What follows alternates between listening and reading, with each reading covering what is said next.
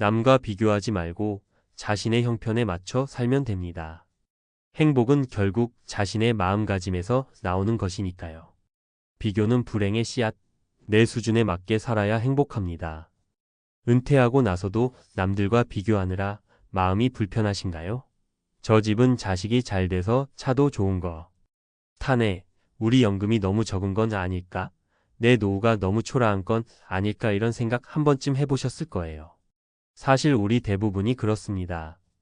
은퇴를 앞두거나 막 은퇴한 시기에는 소득이 줄어드니 마음이 더 예민해지고 남의 삶이 더 부럽게 보입니다. 하지만 진짜 문제는 돈이 부족해서가 아니라 비교 때문에 생기는 불행이에요. 저도 상담을 하면서 많은 은퇴자 분들을 만나봤는데요. 흥미로운 공통점이 하나 있어요. 재산이 많아도 불안해하는 사람들은 남보다 더 가지려고 애쓰고, 적어도 편안해하는 분들은 내 수준을 인정하고 거기에 맞게 사세요. 그러니 행복은 결국 마음먹기에 달린 문제라는 거죠. 한번 생각해 보세요. 은퇴 후 경제 수준은 사람마다 다 다릅니다. 어떤 분은 대기업 임원 출신으로 퇴직금도 두둑하고 연금도 충분히 나오죠. 또 어떤 분은 자영업 하시다가 쌓아놓은 게 없어 기초연금이나 조금씩 벌었으며 사는 경우도 많아요. 그런데 문제는 이 둘 다 불행할 수 있다는 겁니다. 상대적 박탈감 때문이에요. 첫 번째 예를 들어볼까요? 씨는 35년간 공무원으로 일했어요. 국민연금과 퇴직연금이 합쳐 매달 250만 원쯤 나옵니다. 사실 부부가 살기에 아주 나쁘지 않죠. 그런데 씨는 늘 불평합니다. 같이 입사했던 김 과장은 퇴직하고도 강의 나가서 돈 더 번다는데 나는 왜 이렇게 가난하냐고. 실제로는 김 과장도 강의 나가기 귀찮고 불안하다고 푸념하지만 씨는 남의 겉모습만 보고 자신의 삶이 초라하다 느끼는 겁니다. 두 번째 사례는 비부부 이야기입니다. 이분들은 소박해요. 월 150만 원 남짓 연금으로 사는데 집이 시골이라 관리비나 생활비가 많이 안 들어가요. 텃밭에서 나는 채소, 동네 장터에서 사는 저렴한 식재료, 그리고 주변 친구들과의 소소한 나눔 덕분에 큰 불편이 없어요. 물론 서울 아파트 전세금 빼서 노후 자금 좀 늘릴 걸 하고 아쉬운 마음은 있지만 우린 이 정도면 됐다는 마음으로 삽니다. 그래서 표정이 늘 밝아요. 이 부부는 남들과 비교하지 않고 자신들 수준을 인정하고 거기에 맞춰 사는 게 행복의 비결이죠. 세 번째는 조금 극단적인 예일 수도 있습니다. 씨는 퇴직금과 저축으로 5억 원 정도를 모아놨는데 은퇴하고 나서 큰 결심을 했어요. 이 돈으로 월세 수익을 만들어야 한다면서 무리하게 상가를 분양받았는데 경기가 꺾이면서 공실이 장기화된 거죠. 수입은커녕 대출 이자만 나가면서 스트레스가 극심해졌습니다. 결국 부부싸움도 잦아지고 건강도 나빠졌어요. 씨는 솔직히 말합니다. 주변에서 상가 투자로 연 5% 수익 낸다는 말만 듣고 나도 할 수 있을 줄 알았는데 지금은 후회돼요. 남의 성공을 부러워하고 나도 그만큼 가져야 한다는 비교심이 불러온 비극이죠. 이 세 가지 사례가 주는 교훈은 너무나 명확합니다. 남과 비교하지 않고 내 수준을 솔직하게 인정하고 거기에 맞춰 사는 게 은퇴 후 삶의 핵심이에요. 물론 누구나 넉넉하게 살고 싶어 하죠. 더 많이 모으고 싶어 하고 자식에게 부담 안 주고 싶고 멋지게 살고 싶죠.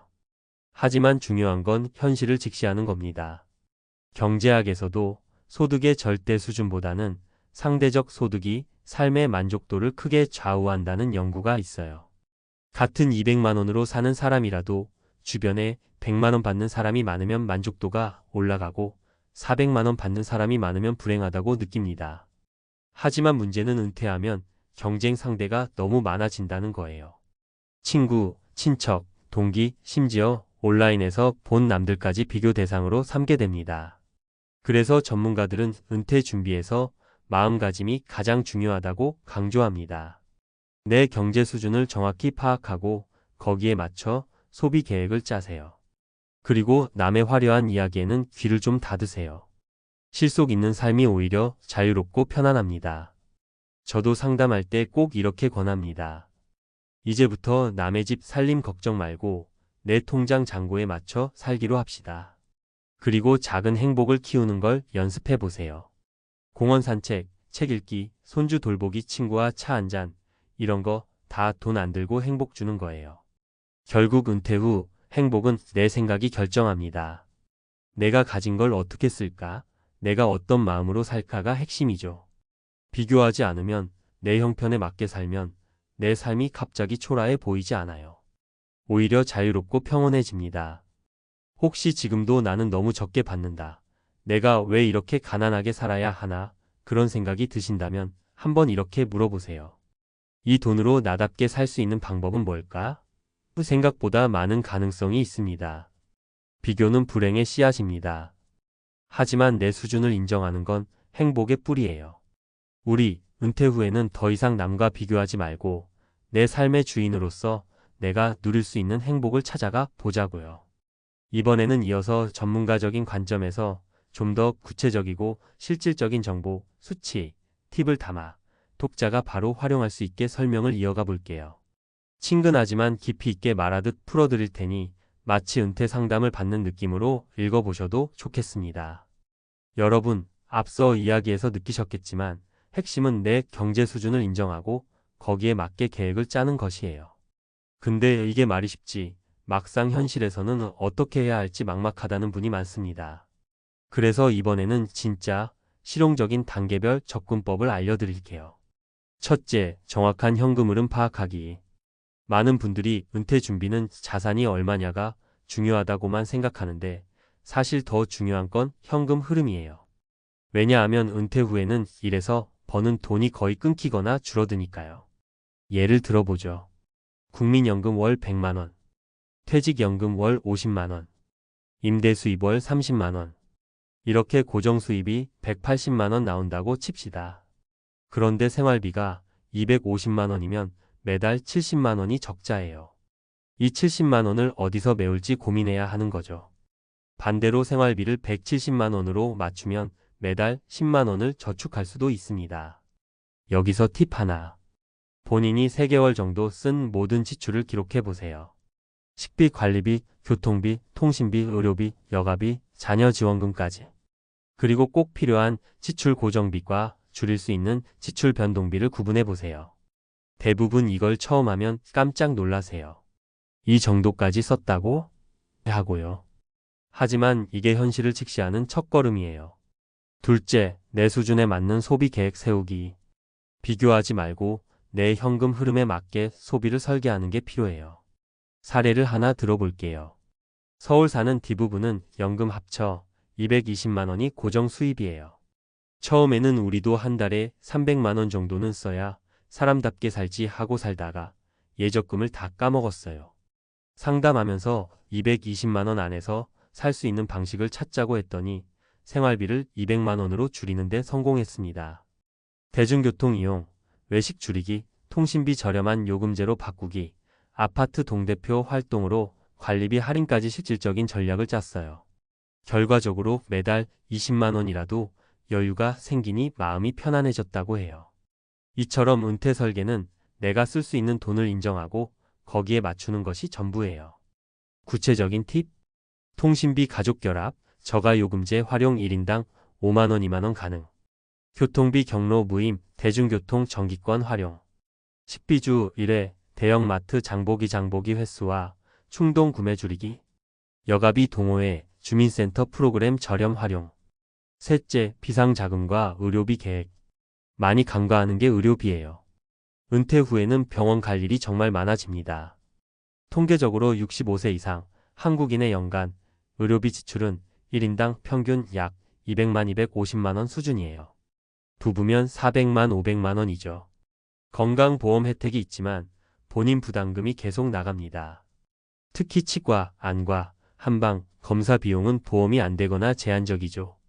그래서 전문가들은 비상자금으로 최소 생활비 6개월치는 따로 현금성 자산으로 보유하라고 권해요. 생활비 월 200만원, 최소 1200만원 비상자금 마련. 이걸로 의료비, 긴급수리비, 경조사비 커버하는 거죠. 넷째, 주거비 문제 솔직히 따져보기. 은퇴 후 가장 큰 지출이 주거비예요. 특히 전세금 빼서 생활비 쓰는 분들, 역전세나 집값 하락 리스크 생각해야 합니다. 예를 들어 전세 1억을 생활비로 빼면 월 80만 원씩 10년 쓰면 끝입니다. 집이 팔리지 않거나 전세가 안 나가면 나중에 월세 전환 시 예상보다 수입이 적어질 수도 있어요.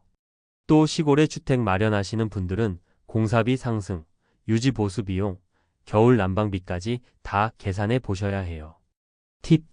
주거비용 최소화가 핵심. 굳이 큰 집 고집하지 말기. 난방비, 관리비 저렴한 구조로 옮기기 검토. 역세권 원룸 전세, 실버타운 입주 비용 비교 검토. 마지막으로 마음가짐 관리하기. 이게 진짜 핵심이에요. 많은 분들이 은퇴하고 나서도 남보다 잘 살아야 한다는 생각을 버리지 못해 불행해집니다. 그런데 중요한 건 남의 기준이 아니라 내 삶의 만족도예요. 심리학 연구에서도 소득의 절대 수준보다 주관적 만족도가 행복을 더 잘 설명한다고 나옵니다. 나는 내 수준을 인정하고 거기에 맞춰 살겠다는 태도가 은퇴 후 삶의 질을 결정합니다. 매달 150만 원이어도 웃으며 사는 사람이 있고 300만 원 받아도 불안한 사람이 있어요. 실천을 위한 간단한 워크숍 질문. 내 고정 수입은 정확히 얼마인가? 최근 3개월 지출 평균은 얼마인가? 줄일 수 있는 항목은 무엇인가? 의료비 비상 자금은 준비되어 있는가? 주거비는 지금 수준에서 유지 가능한가? 나는 왜 남과 비교하는가? 이걸 내려놓으면 무엇이 달라질까? 정리하자면 은퇴 후 행복의 비결은 단순합니다. 내 수준을 인정한다. 거기에 맞는 소비 계획을 세운다. 비상 자금과 의료비를 대비한다. 주거비 리스크를 관리한다. 비교를 멈추고 내 삶의 만족을 높인다.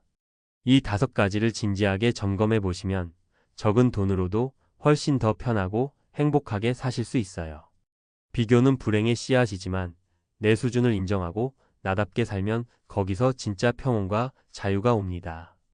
우리 이제부터는 남의 기준 말고 내 기준으로 사는 연습을 함께 해보면 어떨까요?